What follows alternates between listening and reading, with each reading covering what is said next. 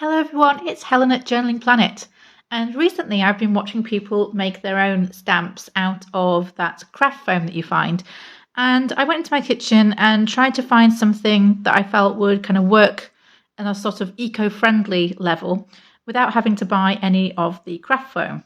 And then I noticed a box of eggs sitting on the side, and that the top of the egg box was flat. So I started cutting that up and cut off some strips, and have been experimenting with some prints, basically using them the same way that you can craft foam. And I'm extremely pleased with how these prints have come out. There's no cutting involved, at least, not in the traditional sense of having to cut into rubber to make stamps.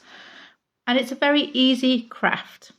This sheet was simply made by taking the end of the egg box where the egg sits, dipping it in some black ink and going over and over the page, one after the other. I'm going to share my approach to this. I didn't make this up. Lots of people on YouTube show you how to make your own stamps out of foam, but this is using something that is hopefully available in your own kitchen, and all you're going to need to make the design is a ballpoint pen. So let's get started. So I've brought you a bit closer in so you can see everything that I'm up to. I'm going to start by creating a leaf design similar to the one I've printed here, which came out very nicely. And all I'm going to do is freehand draw a leaf.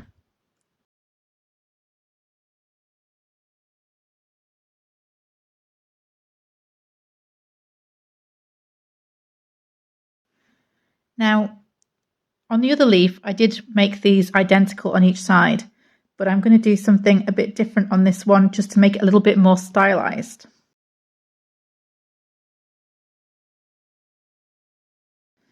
As you can see, this is not exactly going to hang in the Royal Academy anytime soon. It's a very rudimentary drawing, but when you make a print of it, it's going to look really quite special. Now that I've got my outline, I'm just going to go over that again, really pressing deep into the material.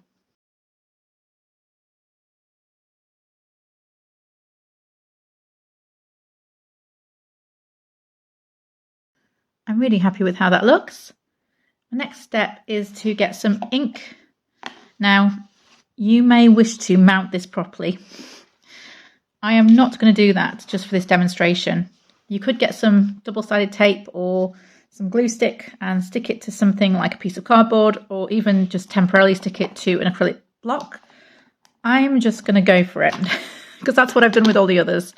And I've sort of liked the slightly varied pattern I get with each impression.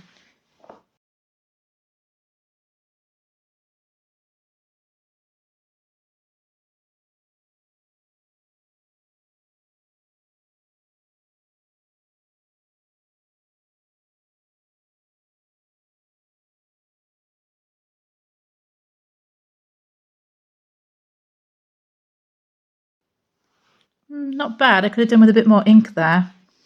Let's try again.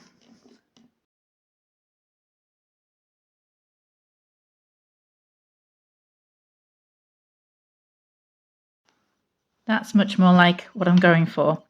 I do find that if I use my acrylic block to press down on it, it does make a better impression. Let me just get a few ghost impressions on this scrap piece of paper that I've been testing out various stamps on. So I've got 5 ghost impressions on this sheet of paper, and I haven't really fully exhausted the ink on it yet. So it just goes to show how absorbent this material is and how many ghost impressions you can get from one piece of material. Now, this is showing you obviously a kind of resist where you've drawn on the material, but just like I did with this one, you can cut around it to get the inverse impression. So you get the leaf sitting on its own.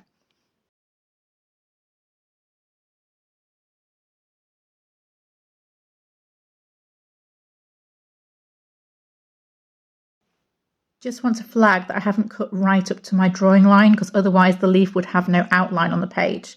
I've left a little margin around my drawing. So just flagging that for those of you who want to give this bit a try.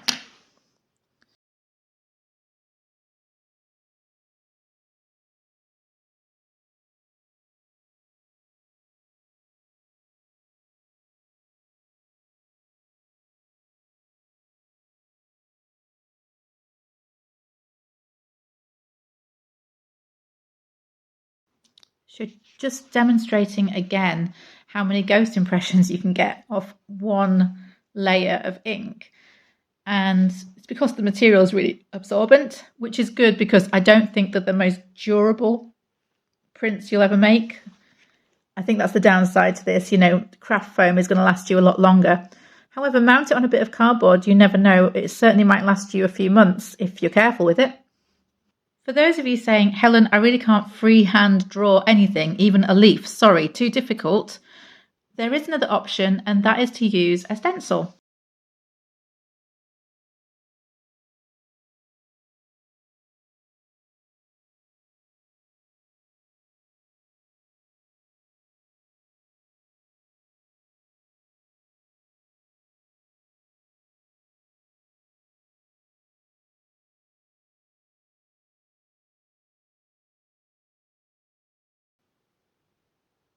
A lovely little print from an egg box. Just like these markings here were made by using a stencil like this one and just going around the 0 on the egg box. Lots and lots of different possibilities. For the last one, I'll do a mix of freehand and stenciling.